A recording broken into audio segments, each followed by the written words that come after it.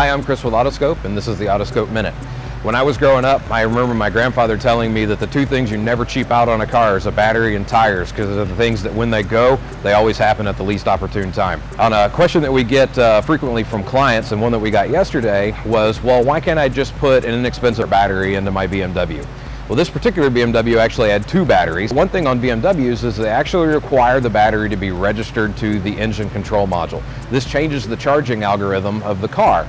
And if you put a new battery in there without registering it, then the car still thinks the old battery's in there, and it's just going to trickle charge it, and the new battery will fail shortly thereafter. Some of these cars actually are equipped with a 900 amp battery, but it only takes 400 amps to start the car. The rest of that reserve is there for the other systems to boot up.